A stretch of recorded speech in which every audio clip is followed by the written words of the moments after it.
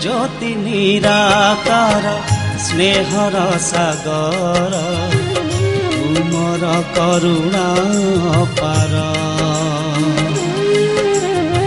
शिव ज्योति निराकार स्नेहर सागर तुमर करुणा अपार।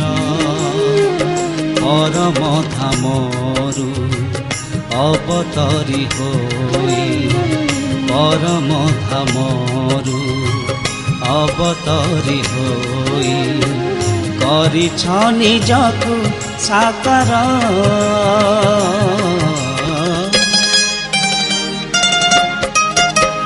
शिव ज्योति निराकार स्नेहर सागर तुमर करुणा अपार। तुमर करुणा अपार।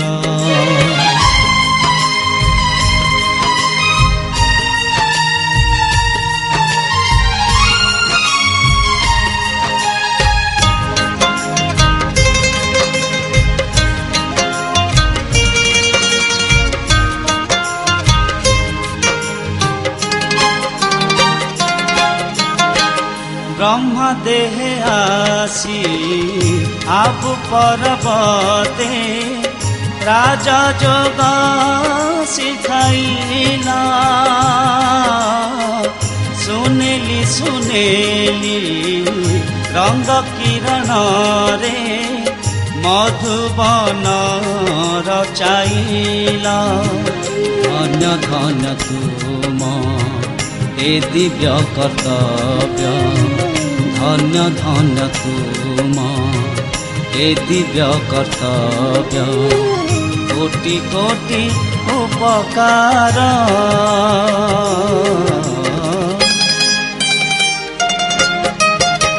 शिव ज्योति निराकार स्नेहर सागर तुमर करुणा अपार। तुमर करुणा अपार।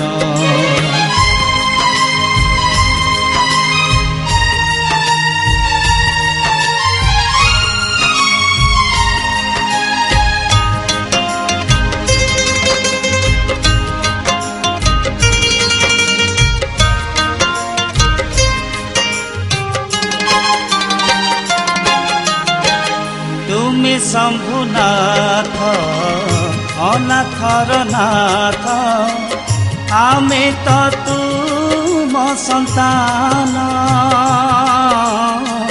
भक्तिर फल झूला भरी देल देई दिव्य वरदान। केही आउ नाही एही ब्रह्मांड रे केही आउ नाही एही ब्रह्मांड रे तुम परि रचनाकार।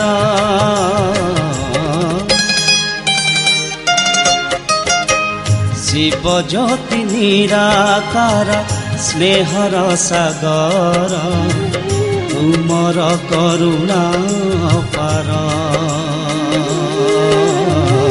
शिव ज्योति निराकार स्नेहर सागर तुमर करुणा अपार। परम धामरु अवतरी होई परम धामरु अवतरी होई गरिछ निजकु साकार।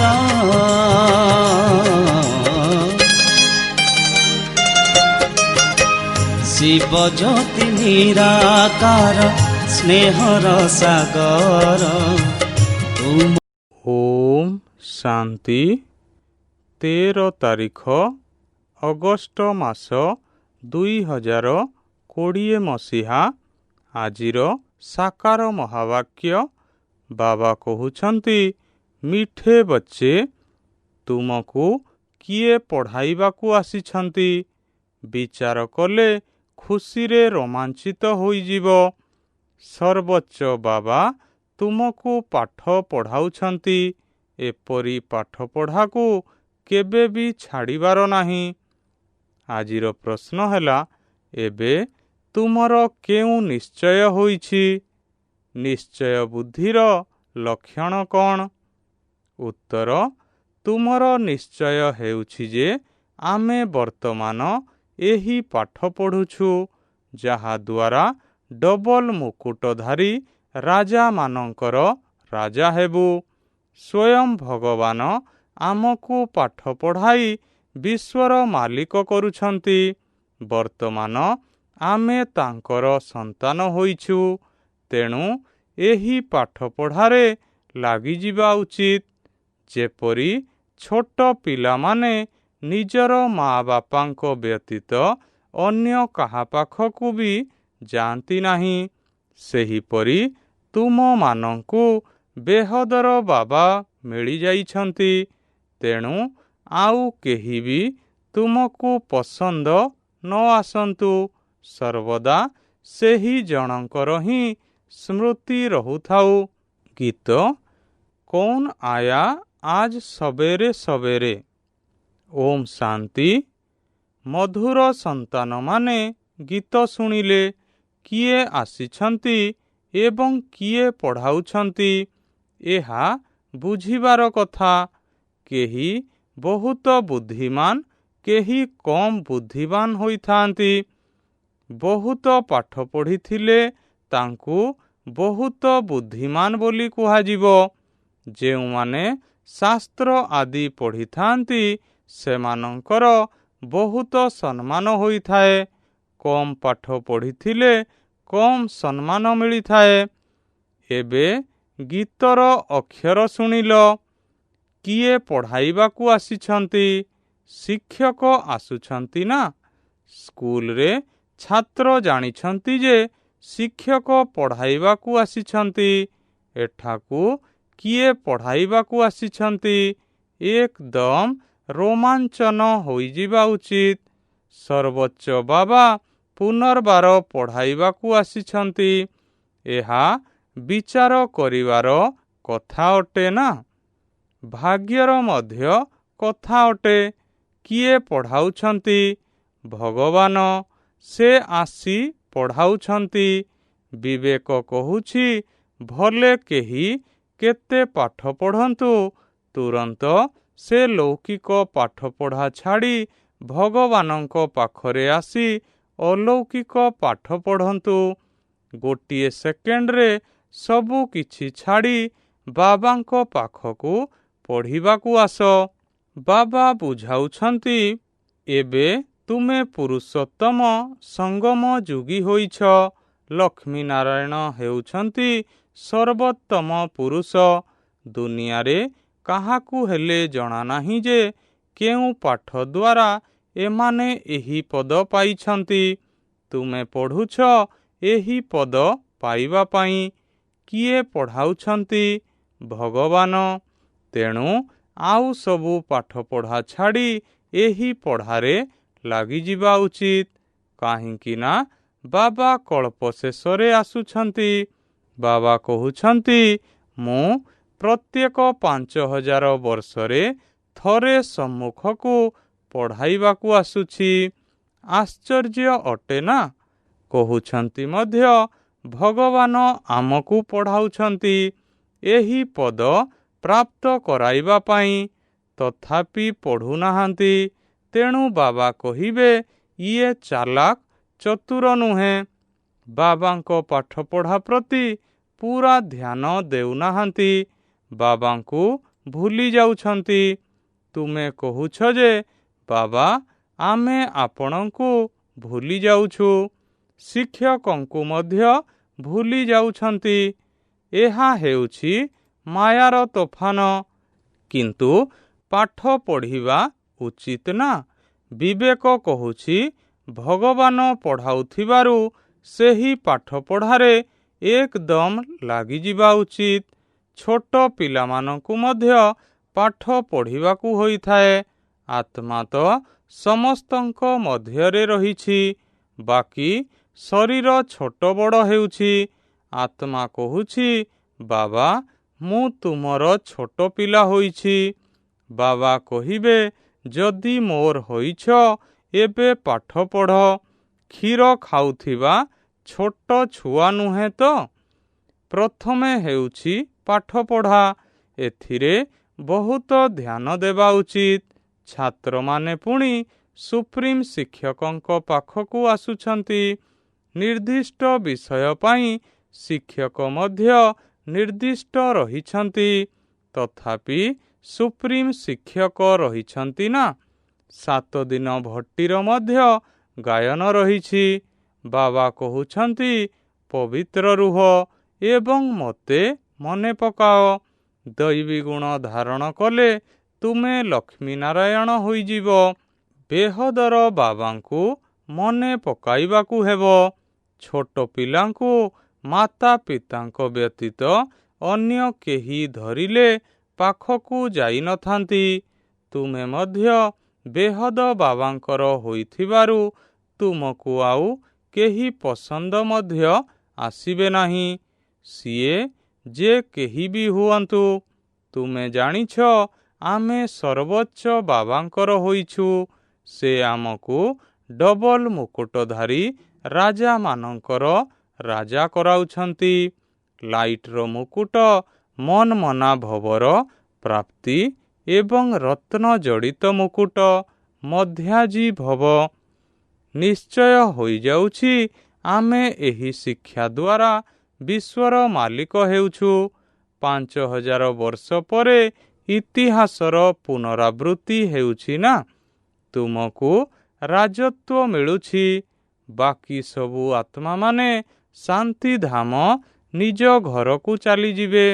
ଏବେ ତୁମେ ପିଲାମାନେ ଜାଣିପାରିଲ ଯେ ପ୍ରକୃତରେ ଆମେ ଆତ୍ମାମାନେ ବାବାଙ୍କ ସହିତ ନିଜ ଘରେ ପରମଧାମରେ ରହୁଥିଲୁ। ବାବାଙ୍କର ହେବା ଦ୍ୱାରା ଏବେ ତୁମେ ସ୍ୱର୍ଗର ମାଲିକ ହେଉଛ। ପୁଣି ବାବାଙ୍କୁ ଭୁଲି ଅନାଥ ହୋଇଯାଉଛ।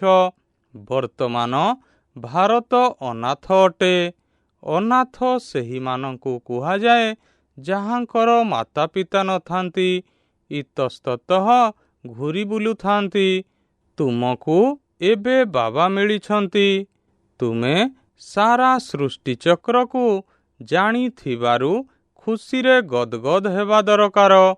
ଆମେ ଅବିନାଶୀ ପିତାଙ୍କର ସନ୍ତାନ ଅଟୁ। ପରମ ପିତା ପରମାତ୍ମା ପ୍ରଜାପିତା ବ୍ରହ୍ମା ଓ ବ୍ରାହ୍ମଣମାନଙ୍କ ଦ୍ୱାରା ନୂଆ ସୃଷ୍ଟି ରଚନା କରୁଛନ୍ତି। ଏହା ବହୁତ ସହଜ ବୁଝିବାର କଥା। ତୁମର ଚିତ୍ର ମଧ୍ୟ ଅଛି। ବିରାଟ ରୂପର ଚିତ୍ର ମଧ୍ୟ ତିଆରି କରିଛନ୍ତି।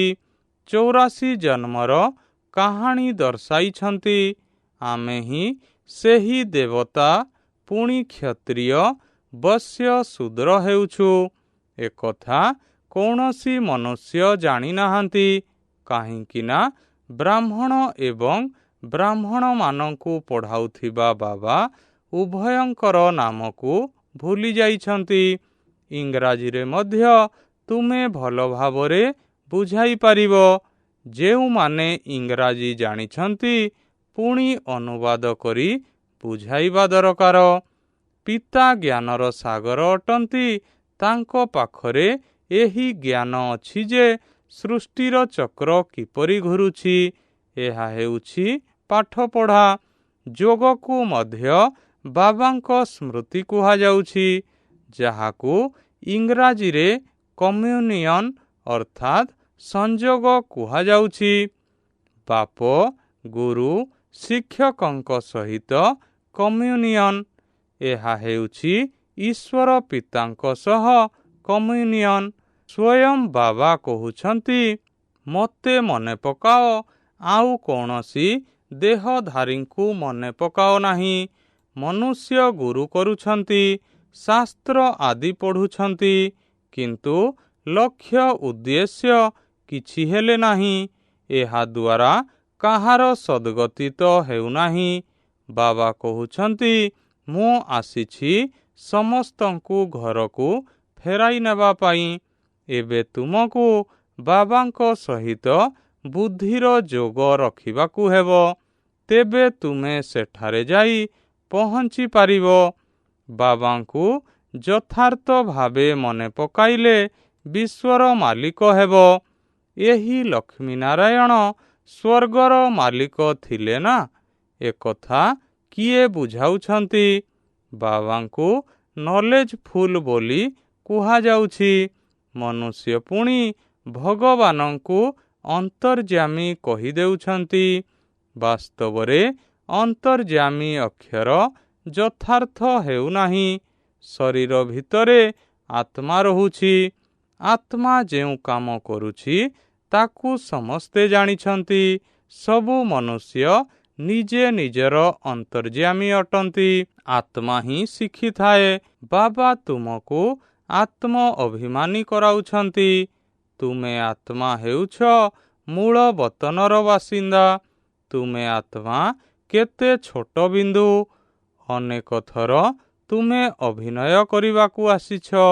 ବାବା କହୁଛନ୍ତି ମୁଁ ହେଉଛି ବିନ୍ଦୁ। ବିନ୍ଦୁର ତ ପୂଜା କରିପାରିବେ ନାହିଁ। କାହିଁକି କରିବେ? ଦରକାର ହିଁ ନାହିଁ। ମୁଁ ତୁମ ଆତ୍ମାମାନଙ୍କୁ ପଢ଼ାଇବାକୁ ଆସୁଛି। ତୁମକୁ ହିଁ ରାଜତ୍ୱ ଦେଉଛି। ପୁଣି ରାବଣ ରାଜ୍ୟକୁ ଚାଲିଯିବାରୁ ମୋତେ ହିଁ ଭୁଲି ଯାଉଛ। ପ୍ରଥମେ ଆତ୍ମା ଅଭିନୟ କରିବା ପାଇଁ ଆସୁଛି। ମନୁଷ୍ୟ କହୁଛନ୍ତି 84 ଲକ୍ଷ ଜନ୍ମ ନେଉଛନ୍ତି, କିନ୍ତୁ ବାବା କହୁଛନ୍ତି ସର୍ବାଧିକ 84 ଜନ୍ମ ଅଟେ। ବିଦେଶରେ ଯାଇ ଏହି କଥା ଶୁଣାଇଲେ ସେମାନେ କହିବେ ଯେ ଏହି ଜ୍ଞାନ ତୁମେ ଏଠାରେ ବସି ଶୁଣାଅ। ତୁମକୁ ଭାରତରେ 1000 ଟଙ୍କା ମିଳୁଛି। ଆମେ ତୁମକୁ 10-20 ହଜାର ଟଙ୍କା ଦେବୁ। ଆମକୁ ମଧ୍ୟ ଜ୍ଞାନ ଶୁଣାଅ। ଈଶ୍ୱର ପିତା ଆମ ଆତ୍ମାମାନଙ୍କୁ ପଢ଼ାଉଛନ୍ତି। ଆତ୍ମା ହିଁ ଜଜ୍ ଆଦି ହେଉଛି। ବାକି ମନୁଷ୍ୟ ସବୁ ଦେହ ଅଭିମାନୀ ଅଟନ୍ତି। କାହାର ହେଲେ ଜ୍ଞାନ ନାହିଁ। ଯଦିଓ ବଡ଼ ବଡ଼ ଦାର୍ଶନିକ ଆଦି ଅଛନ୍ତି, କିନ୍ତୁ ଏହି ଜ୍ଞାନ କାହାର ହେଲେ ନାହିଁ। ଗଡ୍ ଫାଦର ନିରାକାର ପଢ଼ାଇବାକୁ ଆସୁଛନ୍ତି। ଆମେ ତାଙ୍କଠାରୁ ପଢ଼ୁଛୁ। ଏହି କଥା ଶୁଣି ଆଶ୍ଚର୍ଯ୍ୟ ହୋଇଯିବେ। ଆମେ ଏହି କଥା କେବେ ଶୁଣିନାହୁଁ କିମ୍ବା ପଢ଼ିନାହୁଁ। ଏକ ବାବାଙ୍କୁ ହିଁ ଲିବରେଟର ଗାଇଡ୍ କୁହାଯାଉଛି। ଯଦି ସେ ଲିବରେଟର ଅଟନ୍ତି, ତେବେ ଖ୍ରୀଷ୍ଟଙ୍କୁ କାହିଁକି ମନେ ପକାଉଛନ୍ତି? ଏହି କଥା ଭଲ ଭାବରେ ବୁଝାଇଲେ ସେ ଚକିତ ହୋଇଯିବେ। କହିବେ ଏକଥା ଆମେ ମଧ୍ୟ ଶୁଣିବୁ। ସ୍ୱର୍ଗର ସ୍ଥାପନା ହେଉଛି, ସେଥିପାଇଁ ଏହି ମହାଭାରତ ଲଢ଼େଇ ହେଉଛି। ବାବା କହୁଛନ୍ତି ମୁଁ ତୁମକୁ ରାଜାମାନଙ୍କର ରାଜା, ଡବଲ ତାଜଧାରୀ କରାଉଛି। ପବିତ୍ରତା, ଶାନ୍ତି, ସମ୍ପତ୍ତି ସବୁ ଥିଲା। ବିଚାର କର ଏସବୁ କଥା କେତେ ବର୍ଷ ହେଲା। ଖ୍ରୀଷ୍ଟଙ୍କର 3000 ବର୍ଷ ପୂର୍ବରୁ ଏହିମାନଙ୍କର ରାଜ୍ୟ ଥିଲା ନା? କହିବେ ଏହା ହେଉଛି ସ୍ପିରିଚୁଆଲ ନଲେଜ। ଇଏ ସିଧାସଳଖ ସେହି ସୁପ୍ରିମ ପିତାଙ୍କର ସନ୍ତାନ ଅଟନ୍ତି। ତାଙ୍କଠାରୁ ରାଜଯୋଗ ଶିଖୁଛନ୍ତି। ବିଶ୍ୱର ଇତିହାସ ଭୂଗୋଳ କିପରି ପୁନରାବୃତ୍ତି ହେଉଛି, ଏହି ସବୁ କଥା ଜାଣିବା ପାଇଁ ଜ୍ଞାନ ରହିଛି। ଆମ ଆତ୍ମାରେ 84 ଜନ୍ମର ଅଭିନୟ ଭରି ରହିଛି। ଏହି ଯୋଗର ଶକ୍ତି ଦ୍ୱାରା ଆତ୍ମା ସତ୍ୱପ୍ରଧାନ ହୋଇ ସ୍ୱର୍ଣ୍ଣିମ ଯୁଗକୁ ଚାଲିଯିବ। ପୁଣି ତାଙ୍କମାନଙ୍କ ପାଇଁ ରାଜ୍ୟ ଦରକାର। ପୁରୁଣା ଦୁନିଆର ବିନାଶ ମଧ୍ୟ ଆବଶ୍ୟକ। ବିନାଶ ସମ୍ମୁଖରେ ଉପସ୍ଥିତ। ପୁଣି ଏକ ଧର୍ମର ରାଜ୍ୟ ହେବ। ଏହା ପାପ ଆତ୍ମାମାନଙ୍କର ଦୁନିଆ ଅଟେ ନା? ଏବେ ତୁମେ ପବିତ୍ର ହେଉଛ। କୁହ ଏହି ଯୋଗର ବଳ ଦ୍ୱାରା ଆମେ ପବିତ୍ର ହେଉଛୁ। ଆଉ ସବୁ କିଛି ବିନାଶ ହୋଇଯିବ। ପ୍ରାକୃତିକ ବିପର୍ଯ୍ୟୟ ମଧ୍ୟ ଆସିବ। ଆମେ ଅନୁଭବ କରିଛୁ ଓ ଦିବ୍ୟ ଦୃଷ୍ଟି ଦ୍ୱାରା ଦେଖିଛୁ।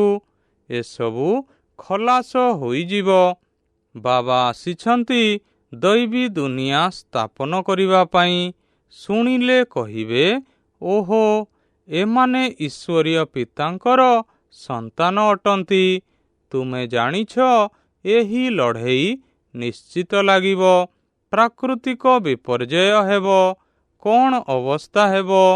ସବୁ ବଡ଼ ବଡ଼ ଘର ଭାଙ୍ଗି ଚୁରମାର ହୋଇଯିବ। ତୁମେ ଜାଣିଛ ବମ୍ ଆଦି 5000 ବର୍ଷ ପୂର୍ବରୁ ମଧ୍ୟ କରିଥିଲେ ନିଜର ବିନାଶ ପାଇଁ। ଏବେ ମଧ୍ୟ ବମ୍ ସବୁ ପ୍ରସ୍ତୁତ ହୋଇ ରହିଛି। ଯୋଗବଳ କ'ଣ? ଯାହା ଦ୍ୱାରା ତୁମେ ବିଶ୍ୱ ଉପରେ ବିଜୟ ପ୍ରାପ୍ତ କରୁଛ। ଏକଥା ଆଉ କେହି କ'ଣ ଜାଣିଛନ୍ତି? କୁହ। ବିଜ୍ଞାନ ତୁମର ହିଁ ବିନାଶ କରୁଛି। ଆମର ବାବାଙ୍କ ସହିତ ଯୋଗ ରହିଥିବାରୁ ଶାନ୍ତିର ଶକ୍ତି ଦ୍ୱାରା ଆମେ ବିଶ୍ୱ ଉପରେ ବିଜୟ ପ୍ରାପ୍ତ କରି ସତ୍ୱ ପ୍ରଧାନ ହୋଇଯାଉଛୁ। ବାବା ହିଁ ପତିତ ପାବନ ଅଟନ୍ତି। ପବିତ୍ର ଦୁନିଆ ନିଶ୍ଚୟ ସ୍ଥାପନ କରିବେ। ଡ୍ରାମା ଅନୁସାରେ ନିର୍ଦ୍ଧାର୍ଯ୍ୟ ରହିଛି। ଯେଉଁ ସବୁ ବମ୍ ତିଆରି କରିଛନ୍ତି, କ'ଣ ରଖିଦେବେ କି? ଏପରି ବୁଝାଇଲେ ବୁଝିବେ ଯେ କୌଣସି ବିଶେଷ ଶକ୍ତିର କାର୍ଯ୍ୟ। ଏହାଙ୍କ ମଧ୍ୟରେ ଭଗବାନ ଆସି ପ୍ରବେଶ କରିଛନ୍ତି। ଏହା ମଧ୍ୟ ଡ୍ରାମାରେ ନିର୍ଦ୍ଧାର୍ଯ୍ୟ ରହିଛି। ଏପରି କଥା କହିଲେ ସେ ଖୁସି ହେବେ। ଆତ୍ମାରେ କିପରି ପାର୍ଟ ରହିଛି, ଏହା ମଧ୍ୟ ଅନାଦି ସ୍ୱପ୍ରସ୍ତୁତ ଡ୍ରାମା ଅଟେ। ଖ୍ରୀଷ୍ଟ ମଧ୍ୟ ପୁନର୍ଜନ୍ମ ନେଇ ନେଇ ଏବେ ତମ ପ୍ରଧାନ ଅବସ୍ଥାରେ ପହଞ୍ଚିଛନ୍ତି। ପୁଣି ନିଜ ସମୟରେ ଖ୍ରୀଷ୍ଟ ଆସି ତୁମର ଧର୍ମ ସ୍ଥାପନ କରିବେ। ଅଧିକାରର ସହିତ କହିଲେ ସେମାନେ ବୁଝିବେ। ବାବା ବସି ସବୁ ସନ୍ତାନମାନଙ୍କୁ ବୁଝାଉଛନ୍ତି। ତେଣୁ ଏହି ପଢ଼ାରେ ପିଲାମାନେ ଲାଗିଯିବା ଉଚିତ। ବାପ, ଟିଚର, ଗୁରୁ ତିନି ଜଣ ଏକ ଅଟନ୍ତି। ସେ କିପରି ଜ୍ଞାନ ଦେଉଛନ୍ତି, ଏକଥା ମଧ୍ୟ ତୁମେ ବୁଝୁଛ। ସମସ୍ତଙ୍କୁ ପବିତ୍ର କରାଇ ନେଇଯାଉଛନ୍ତି। ଦୈବୀ ରାଜଧାନୀରେ ପବିତ୍ରତା ଥିଲା। ଦେବୀ ଦେବତାମାନେ ଥିଲେ। କଥା କହିବାରେ ବହୁତ ହୁସିଆର ଏବଂ ସ୍ପଷ୍ଟତା ରହିବା ଦରକାର। କୁହ, ବାକି ସବୁ ଆତ୍ମା ଶାନ୍ତି ଧାମରେ ରହିବେ। ବାବା ହିଁ ସେଠାକୁ ନେଇଯାଉଛନ୍ତି। ବାବା ହେଉଛନ୍ତି ସମସ୍ତଙ୍କର ସଦ୍ଗତିଦାତା। ତାଙ୍କର ଜନ୍ମସ୍ଥାନ ହେଉଛି ଭାରତ। ଏହା କେତେ ବଡ଼ ତୀର୍ଥସ୍ଥାନ ହୋଇଗଲା। ତୁମେ ଜାଣିଛ ସମସ୍ତଙ୍କୁ ତମ ପ୍ରଧାନ ହେବାକୁ ପଡ଼ିବ। ପୁନର୍ଜନ୍ମ ସମସ୍ତଙ୍କୁ ନେବାକୁ ହେବ। ଘରକୁ କେହି ହେଲେ ଯାଇପାରିବେ ନାହିଁ। ବ୍ରହ୍ମା ହିଁ 84 ଜନ୍ମ ନେଇଛନ୍ତି। ତେଣୁ ନିଶ୍ଚୟ ଖ୍ରୀଷ୍ଟ ମଧ୍ୟ ପୁନର୍ଜନ୍ମ ନେଇ ପୁଣି ଯାଇ ଏପରି ହେବେ। ଏପରି କଥା ବୁଝାଇବା ଦ୍ୱାରା ବହୁତ ଆଶ୍ଚର୍ଯ୍ୟ ହେବେ। ବାବା କହୁଛନ୍ତି ଯୁଗଳ ହେଲେ ବହୁତ ଭଲ ବୁଝାଇ ପାରିବେ। ଭାରତରେ ପୂର୍ବରୁ ପବିତ୍ରତା ଥିଲା, ପୁଣି ଅପବିତ୍ର କିପରି ହେଉଛନ୍ତି, ଏକଥା ମଧ୍ୟ କହିପାରିବ। ପୂଜ୍ୟରୁ ପୂଜାରୀ ହୋଇଯାଉଛନ୍ତି। ଅପବିତ୍ର ହେବା ଦ୍ୱାରା ହିଁ ପୁଣି ନିଜର ପୂଜା କରିବାରେ ଲାଗି ପଡ଼ୁଛନ୍ତି। ରାଜାମାନଙ୍କ ଘରେ ମଧ୍ୟ ଏହି ଦେବତାମାନଙ୍କର ଚିତ୍ର ରହୁଛି। ଯେଉଁମାନେ ପବିତ୍ର ଦ୍ୱିମୁକୁଟ ଧାରିଥିଲେ, ସେମାନଙ୍କୁ ବିନା ମୁକୁଟଧାରୀ ଅପବିତ୍ର ରାଜାମାନେ ପୂଜା କରୁଛନ୍ତି। ତେଣୁ ସେମାନେ ହେଲେ ପୂଜାରୀ ରାଜା। ତେଣୁ ଦେବୀ ଦେବତା କୁହାଯିବ ନାହିଁ, କାହିଁକି ନା ସେମାନେ ଏହି ଦେବତାମାନଙ୍କର ପୂଜା କରୁଛନ୍ତି। ନିଜେ ପୂଜ୍ୟ, ନିଜେ ପୂଜାରୀ ପତିତ ହୋଇଯିବାରୁ ରାବଣ ରାଜ୍ୟ ଆରମ୍ଭ ହୋଇଯାଉଛି। ବର୍ତ୍ତମାନ ହେଉଛି ରାବଣ ରାଜ୍ୟ। ଏପରି ବସି ବୁଝାଇଲେ କେତେ ମଜା ଲାଗିବ। ଗାଡ଼ିର ଦୁଇଟି ଚକ ଅର୍ଥାତ୍ ଯୁଗଳ ଜ୍ଞାନ ମାର୍ଗରେ ରହିଲେ ବହୁତ ଚମତ୍କାର କରି ଦେଖାଇବେ। ଆମେ ଏବେ ଯୁଗଳ ଅଟୁ, ପୁଣି ଆମେ ପୂଜ୍ୟ ହେବୁ। ଆମେ ଶାନ୍ତି, ପବିତ୍ରତା ଓ ସମୃଦ୍ଧିର ସମ୍ପତ୍ତି ନେଉଛୁ। ତୁମର ଚିତ୍ର ମଧ୍ୟ ତିଆରି କରୁଛନ୍ତି। ଏହା ହେଉଛି ଈଶ୍ୱରୀୟ ପରିବାର। ଆମେ ବାବାଙ୍କର ସନ୍ତାନ ଅଟୁ, ନାତି ଏବଂ ନାତୁଣୀ ମଧ୍ୟ ଅଟୁ। ବାସ୍ ଆଉ କୌଣସି ସମ୍ବନ୍ଧ ନାହିଁ। ଏହାକୁ ନୂଆ ରଚନା କୁହାଯାଉଛି। ପୁଣି ସତ୍ୟ ଯୁଗରେ ଅଳ୍ପ ଦେବୀ ଦେବତା ରହିବେ, ପୁଣି ଧୀରେ ଧୀରେ ବୃଦ୍ଧି ହେବ। ଏହି ଜ୍ଞାନ ବୁଝିବା ନିମନ୍ତେ ଉଦ୍ଦିଷ୍ଟ। ଏହି ବ୍ରହ୍ମା ବାବା ମଧ୍ୟ ଧନ୍ଦାରେ ଯେପରି ନବାବ ଥିଲେ, କୌଣସି କଥାର ଖାତିରି ନଥିଲା। ଯେବେ ଦେଖିଲେ ବାବା ପଢ଼ାଉଛନ୍ତି ବିନାଶ ସମ୍ମୁଖରେ ରହିଛି, ତେଣୁ ତୁରନ୍ତ ଛାଡ଼ିଦେଲେ। ବୁଝିଲେ ଯେ ଆମକୁ ବାଦଶାହୀ ମିଳୁଥିବାରୁ ଆମେ ନୀଚ ପଦବୀ କ'ଣ କରିବୁ। ତୁମେ ମଧ୍ୟ ବୁଝୁଛ ଯେ ଭଗବାନ ପଢ଼ାଉଛନ୍ତି, ତେଣୁ ସମ୍ପୂର୍ଣ୍ଣ ଭାବରେ ପଢ଼ିବା ଦରକାର ନା, ତାଙ୍କ ମତରେ ଚାଲିବା ଉଚିତ। ବାବା କହୁଛନ୍ତି, ନିଜକୁ ଆତ୍ମା ଭାବି ବାବାଙ୍କୁ ମନେ ପକାଅ। ବାବାଙ୍କୁ ତୁମେ ଭୁଲି ଯାଉଛ। ଲଜ୍ଜା ଆସୁନାହିଁ, ସେ ନିଶା ଚଢ଼ୁନାହିଁ। ଏଠାରୁ ମଧୁବନରେ ଭଲ ରିଫ୍ରେଶ ହୋଇଯାଉଛନ୍ତି, ପୁଣି ସେଠାରେ ସଢ଼ା ପାଣି ହୋଇଯାଉଛନ୍ତି। ଏବେ ତୁମେ ପୁରୁଷାର୍ଥ କରୁଛ ଗାଁ ଗାଁରେ ସେବା କରିବା ପାଇଁ।